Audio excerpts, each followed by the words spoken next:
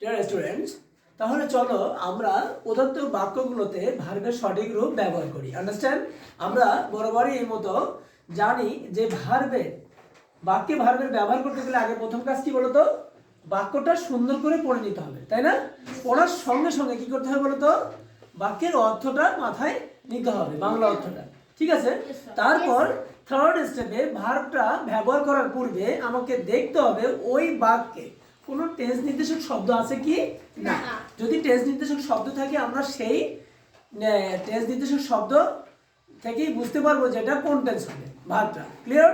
So dear student, চলো আমরা এই বাক্যে ভার্বগুলো ব্যবহার করি। ওকে, নাম্বার 1, সামটাইমস। আমার সঙ্গে পড়ো। He dash playing here. তাহলে মাঝে মাঝে তাকে এখানে খেলতে দেখা যায়, তাহলে কি হবে? এই বাক্যটা প্যাসিভ হবে। He is seen. ওকে, বলো they don't, do not, does not, did not, can not, could not. হ্যাঁ, ওকে, এগুলোর পরে সবসময় ভার্বের V1 হয়, তবে ওয়ান্ট হবে। আর টু এর পরেও কি হয়? ভার্বের V1 হয়। তাহলে দে ডোন্ট, তারা চায় না। ওয়ান্ট, তারা চায় না। টু গো, যেতে চায় না, তাই না? নাম্বার 3, বলো অ্যাট দিস মোমেন্ট। এই মুহূর্তে শি ড্যাশ অ্যাট ইমামস ইংলিশ ওয়ার্ড। এই মুহূর্তে সে ইমামস ইংলিশ ওয়ার্ডে কি করতেছে? তাহলে অ্যাট দিস মোমেন্ট তাহলে ভার্বের কোন ফর্ম বসে? Present continuous. তাহলে শি এর পরে কি হবে? আমি জানেন।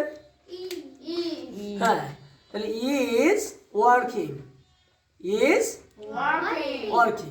নাম্বার 4, বলো অ্যাট প্রেজেন্ট, বর্তমানে the price of daily things. হ্যাঁ, ড্যাশ, বর্তমানে বিভিন্ন জিনিসের দাম কি বাড়ছে না কমছে?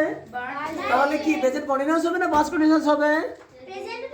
তাহলে কি হবে? ইনক্রিজ হবে না ইনক্রিজিং হবে? ইনক্রিজিং হবে, তাই না? নেক্সট নাম্বার 4, বলো নাও, এখন দে, তারা ড্যাশ দ্য হোলি কোরআন। এখন তারা পবিত্র কোরআন কি কি করছে? পাঠ করছে।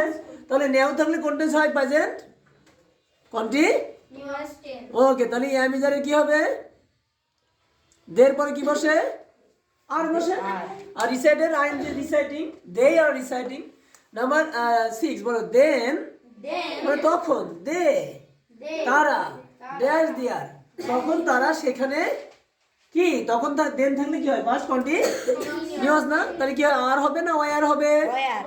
মুভ হবে না মুভিং হবে? মুভিং। হ্যাঁ, দেন দে ওয়ার মুভিং দেয়ার, সেখানে যাচ্ছিল।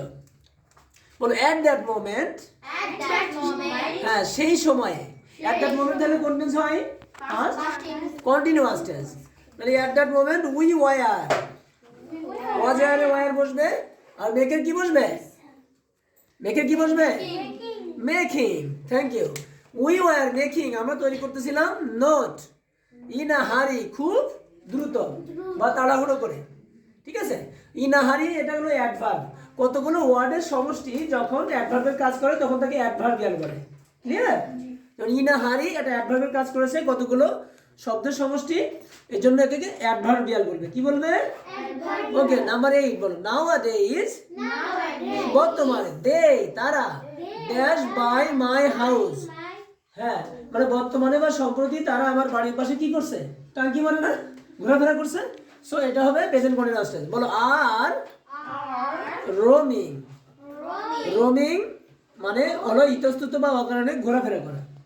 ওকে, so dear students, I think all of you have understood. এই ভার্বগুলোর যথাযথ ব্যবহার আমি মনে করি তোমরা হয়তো বুঝেছো। কারণ ইজন্ট ইট? বুঝতে পেরেছো? ওকে, তাহলে তোমরা কি করবে? বেশি বেশি করে কি করবে? প্র্যাকটিস করবে। হ্যাঁ, প্র্যাকটিস করতে হবে টেন্সটাকে। টেন্সের বিভিন্ন ইংরেজি জিনিসের উপায়গুলো আত্মস্থ করার পরে এই যে বেশি বেশি এক্সারসাইজ অনুসরণ করতে হবে। Only then you can get good numbers in right forms of verb. Understand? So thank you, you must practice.